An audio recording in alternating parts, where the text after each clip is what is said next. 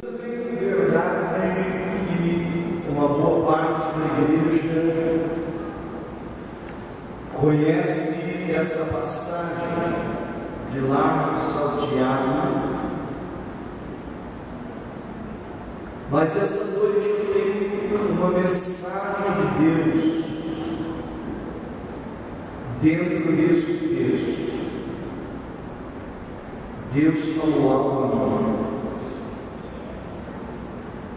É bem verdade que depois de 3 anos e meio de estiagem em Israel, é verdade que a gente às vezes fala em estiagem, mas aqui não foi bem uma estiagem, aqui foi de fato uma longa seca que veio sobre Israel. E a Bíblia nos mostra que Elias, ele aparece em cena outra vez.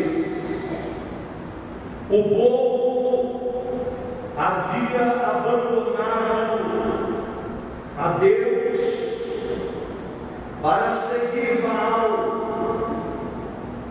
que era um ídolo pagão e que também era considerado o padroeiro da prosperidade. Como eles todos conhecem, quando Elias vem e traz aquela mensagem para cá e diz: ó, segundo a minha palavra, não haverá chuva e nem sobre a terra. Um negócio tremendo. Mas como eu disse que eu vou aproveitar esses minutos para entregar uma mensagem à igreja essa noite, nós podemos perceber muito fácil quando lemos este texto bíblico que Deus estava disciplinando a nação de Israel através de uma longa seca. Então guarde bem, porque aqui inicia-se uma palavra de Deus a cada um de nós que entramos aqui. Estamos falando de uma disciplina de Deus sobre a nação de Israel. Por quê que essa disciplina veio? Porque quando Jezabel ela se casa com Acabe, ela não veio sozinha, não, senhores. Ela bem sabia que a nação de Israel temia e tremia diante do Deus de Israel, o Deus verdadeiro. Mas quando ela não veio sozinha. Ela trouxe também os seus deuses, os seus ídolos. Ela trouxe Baal, ela trouxe Azera, e tudo isso foi projetado para afastar o povo de Deus da verdadeira adoração. Queria afastar, é um negócio tremendo, meus irmãos. Eu estava ontem à noite lendo essa palavra e pensando na nação de Israel. Que prejuízo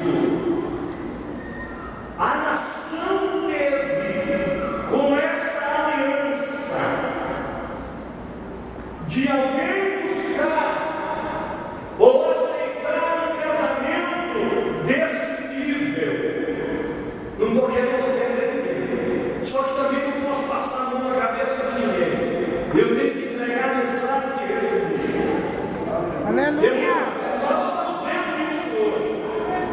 Às vezes a pessoa nasceu num lar cristão e pessoas vão chegando e vai ter aquele tipo de casamento. E isso vai trazendo prejuízo. Se não traz na hora, pode esperar que daí mais um tempo vai acontecer. E Jezabel vem e se casa com Acabe. E como disse, ela não veio sozinha, porque é muito fácil. Às vezes a pessoa vem, acha aquele irmãozinho da igreja bonitinho, que é bonitinho mesmo, fica e vem, pensa uma coisa bonita, porque é criado com aquele carinho, com oração. Os hinos para balançar o berço são hinos da arma cristã, e o pai e a mãe cria, com todo aquele mimo da oração, pedindo ao Espírito Santo para dar uma pele bonita para ele, para usar ele, para fazer dele um instrumento, e assim por diante. Aí cresce aquele varão, cresce aquela varoa, e alguém vai passar pela rua e diz: que coisa tremenda. E aí começa a percorrer. Foi isso que aconteceu.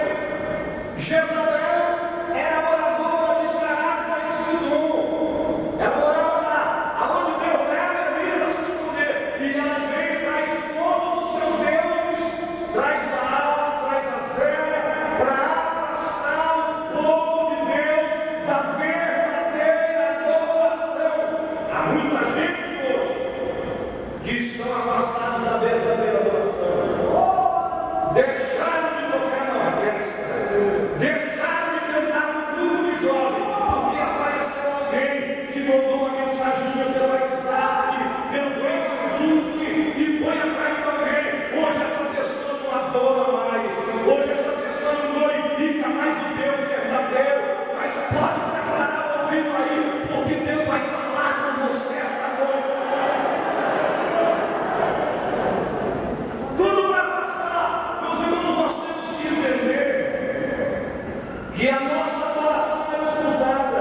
Pode perceber que você está, o jogo o culto. De repente, o adversário prepara o seu redemoinho lá. E aquele vento passa. Já viu?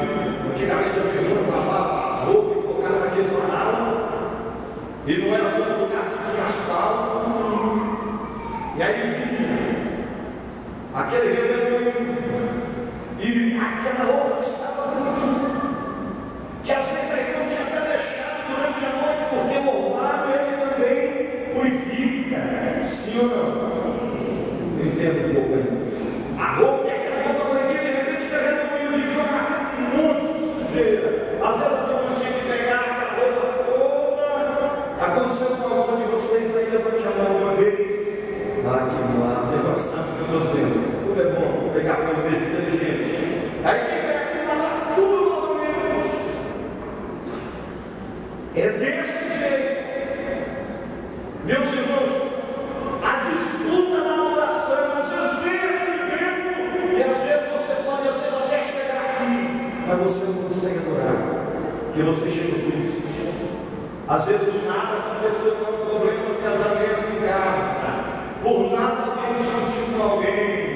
Sim ou não? Às vezes é com o filho, uma notícia secular do trabalho, do serviço, ou do fuxico, ou coisas dessa natureza, ou a coisa não foi muito boa lá no seu serviço, ou talvez o seu salário veio diminuído, não deu para você pagar, e aí você senta aqui nesse lugar e fica aí com aquele texto concreto. Não dá glória a Deus. Fez uma ceia para chegar atrasado na igreja para adorar. Cantou-se lindo a água, você não abriu a boca, as crianças cantou, você não glorificou. O pastor Carlos louvou a Deus, você não sentiu nada. O pastor Wanderlei, Deus avisa, o irmão orou, você não sentiu nada. Mas eu não quero nem saber, essa noite você vai sentir o poder de Deus, porque Deus vai falar com você aqui. É uma disputa. Às vezes eu chego aqui às 6 horas da tarde e vim sem dor, mas às vezes a hora que entra eu começo a sentir e tem que repreender, porque eu sei que é retaliação. O adversário não quer ver a gente orando. Pode perceber, você fica uma hora de joelho em cada cruzeiro, mas não consegue ficar nos pés de Cristo 15 minutos.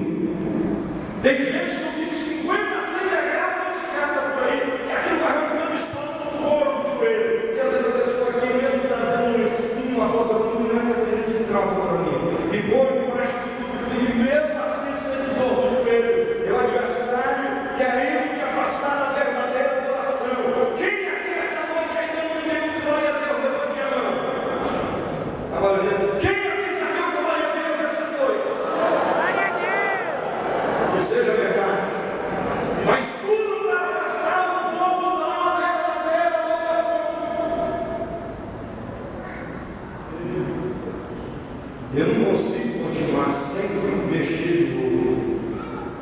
Dá uma olhadinha e não confere o que é que está afastando você da verdadeira adoração. É o seu celular. Está aqui esse negócio do lixo. A gente fica tantos anos sem celular, sim ou não? E a gente era mais feliz naquela época. Porque hoje acontece uma desgraça em qualquer lugar. Um segundo depois você sabe. Ou mesmo aqueles lixeiros, as rádios patrô, que estão para elas, por uma questão que estão falando de você vai em tal lugar.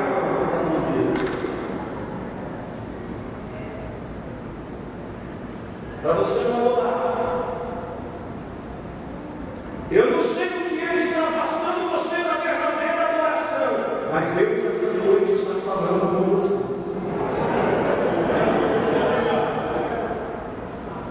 Deixa eu seguir um pouquinho. Deixa eu dizer algo para os irmãos aqui essa noite. Não havia fidelidade ao Deus de Israel. Por quê?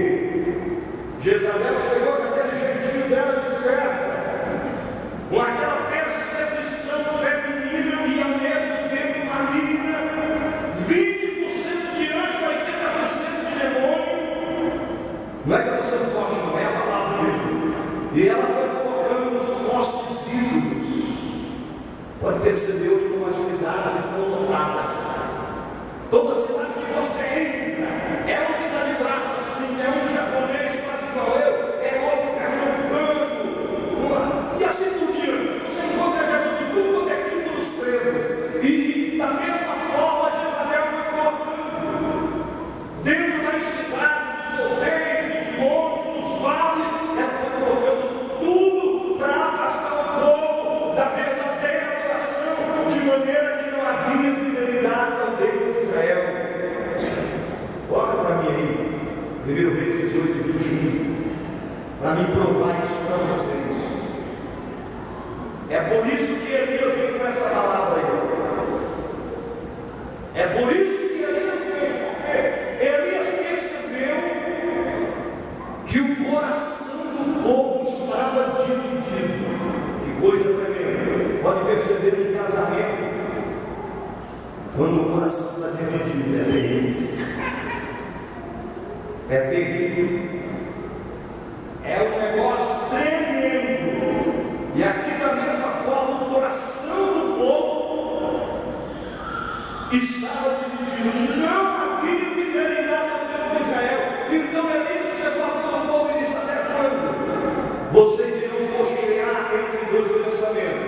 Se o Senhor é Deus, seguiu. Se Baal, seguiu. E o povo diz: nós vamos seguir a Baal, não foi isso? Ou nós vamos seguir o Deus de Israel, foi isso? Não. Porém, o povo não me respondeu nada. O que é isso? Dividido. Estava em cima do muro. Não sabia que lado eles estavam. O coração estava dividido. E é isso que o adversário luta, para dividir o seu coração. Quando você está no problema, você fica: será que Deus está comigo mesmo? Será que está certo o lugar onde eu estou? O próprio adversário apareceu para Jesus e disse: você não é o filho de Deus? Você não é o filhinho do papai? Mande que essas pedras se transformem em pães, colocando dúvida na fraternidade do próprio Cristo, que é o próprio Deus encarnado. Agora imagine com a gente. Já viu quantas vezes a dúvida vem? Será que Deus está comigo mesmo? Será que esse negócio é a vontade de Deus? O povo estava dividido. O povo estava em cima do muro.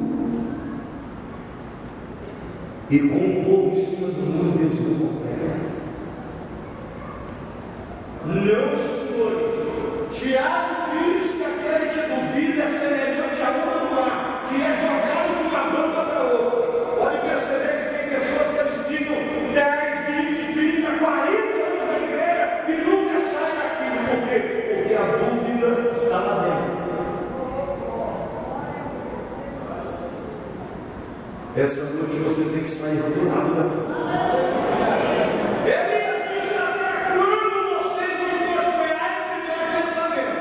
Até quando você está com o pé no mundo, o pé na igreja? Até quando você acende uma vela para Deus e outra para o diabo? A realidade era essa. Ou vocês vão ficar com Baal ou vão ficar com Deus. Em cima do muro vocês não podem ficar. Vocês têm que tomar uma posição. Vocês têm que tomar uma atitude. Deixa eu dizer para os irmãos, a idolatria, ela via invadir. Eu não tenho outro termo. O termo é esse. A idolatria, ela havia invadido o coração do povo. Meus irmãos, e vou dizer algo para vocês, e para corrigir, um coração dividido, escutem, é profético que eu vou dizer, para corrigir o coração dividido, somente um remédio amargo vai surtir efeito. Não resta nada. Quantos entenderam? Eu estou dizendo que o coração do povo estava dividido, que a idolatria, ela havia dividido o coração do povo,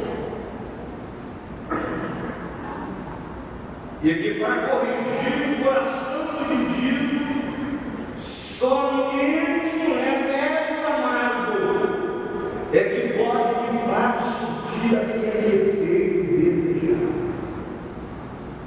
Cuidado. É uma palavra de Deus para você que está aí em cima do muro. Você não sabe se fica na igreja ou se não fica. Você não sabe se abraça a Deus ou se abraça o seu pecado de uma vez. E eu acredito que essa noite eu estou como um profeta de Deus e vou profetizar para você. Ou você se corrige hoje, ou se prepare para uma boca seca.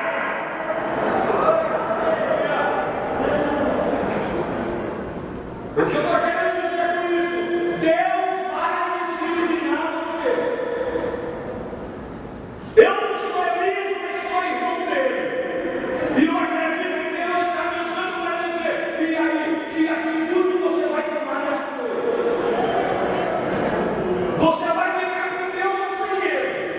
Você vai assumir uma postura de um verdadeiro cristão ou de um não cristão? Eu estou dizendo que para corrigir o coração dividido, somente um remédio amargo. Só os que estão entendendo, faça assim. Está todo mundo entendendo. Eu não vou nem precisar repetir essa mensagem de novo, porque todos entenderam. Meus queridos, dê para mim, se é o verso 37 desse capítulo 18. Olha aí, que negócio tremendo. Responde-me, ó Senhor, para que esse povo conheça que Tu és Senhor e és Deus, e que Tu fizeste voltar o seu coração. O povo precisava conhecer. Meus irmãos, é tremendo esse negócio. Como eu disse, quando Jezabel veio, ela substituiu o culto. Entenda que ela substituiu o culto ao Senhor. Aquilo que o povo estava acostumado a fazer, a levantar o seu altar, a se prostrar diante de Deus, a se humilhar até o pó, a reconhecer que Deus era quem realmente mandava o alimento, quem mandava a chuva, quem fazia a erva verde brotar, quem dava vida às pessoas.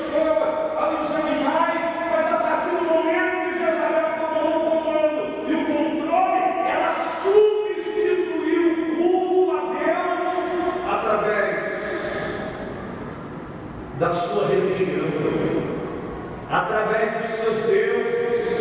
E sabe o que isso gerou? Isso gerou uma decadência. Isso gerou, meus irmãos, uma decadência moral e espiritual. Porque Baal era considerado o Deus do trovão, era o Deus que fazia trovejar as nuvens. Baal era considerado o Deus do raio, o Deus da fertilidade, o Deus da chuva e o Deus que dava alimento para o povo. Entenda aqui, substituição. Isso é um perigo. E um perigo muito grande quando nós começamos a substituir o verdadeiro a Deus. Quanta coisa aparecendo ali, como inovação para substituir tudo. E tem muita gente entrando nessa. Não remova os limites antigos que fizeram seus pais. Temos que tomar muito cuidado. Tem lugar onde você entra, que pode até ser um show, mas não tem nada de culto. Não, senhores. E outra, o culto a Deus, irmãos, somos nós que fazemos. Eu estou essa noite aqui fazendo o meu culto. Nesse meu culto, já houve adoração, já houve louvor, já houve ações de graça, já ouvi a palavra, estou aqui adorando a Deus, e agora, enquanto a Bíblia está aberta, Deus está pregando para a igreja aqui. Se não é verdade, levante a tua mão e adore a Deus. Glória a Deus. Cada um de nós temos que fazer o nosso culto. Agora, muito cuidado, irmão, com substituição. Muito cuidado. E Jezabel substituiu, e o povo foi atrás. Só que tem um porém. Deus estava vendo tudo. Aí vem a disciplina. Aí era Baal que mandava chuva, era Deus do trovão, era Deus do raio, o Deus da fertilidade, o Deus que fazia os pés de fruta gerarem frutos, amanhã tudo bem. Aí ele se apresenta a carne e diz: olha, capítulo 17, olha para mim.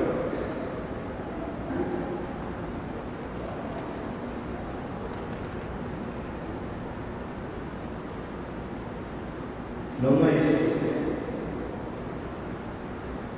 Ele ia se apresentando lá. Abre esse livro, capítulo 17. Então Elias, o tisbita, dos moradores de Gileade, disse a Acabe: vive o Senhor, isto é, o meu Deus está vivo, e como ele vive, e eu estou perante a face dele, estou na frente aqui agora, que nesses anos, não foi um dia, nesses anos, nem louvado, nem chuva haverá, senão segundo a minha palavra. Irmãos, o Deus que dá chuva também é o Deus que retém a chuva. O Deus que abençoa também é o Deus que amaldiçoa. O Deus que abre a torneira é o Deus que fecha a torneira. Pode perceber, às vezes a pessoa aceita o Evangelho, aceita a Cristo, se batiza e vai naquela vigília bonita, gostosa, abençoada, tem uma rotina de uma solução de tudo. Logo depois ele começa a ficar granfino e começa a substituir tudo. Ele vai deixando de adorar. Bíblia, ele nunca mais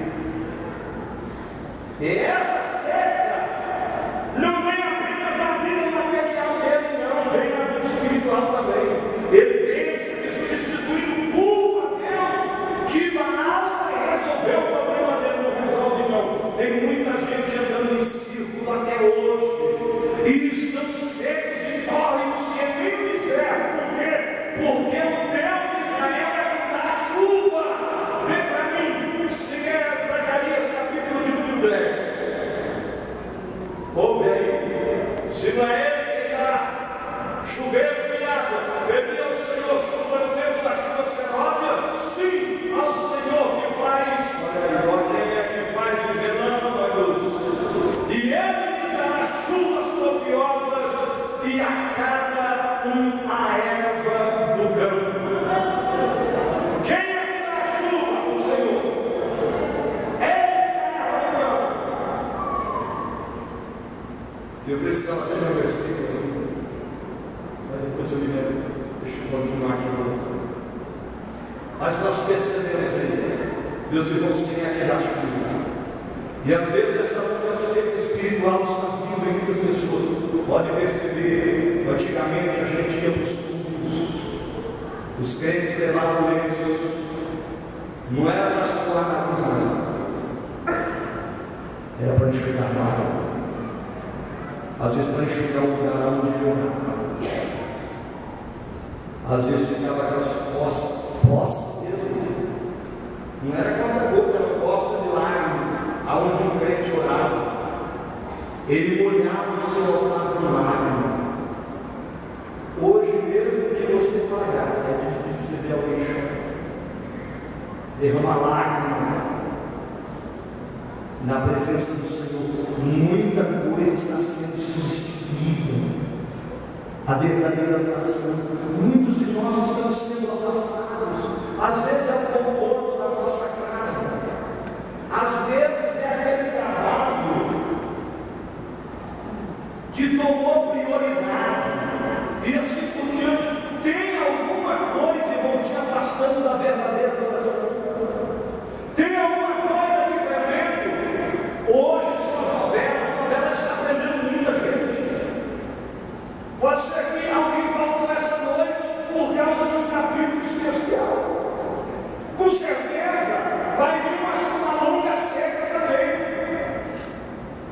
porque é o que produz a seca, o que vai me produzir uma seca na nação, o descansamento.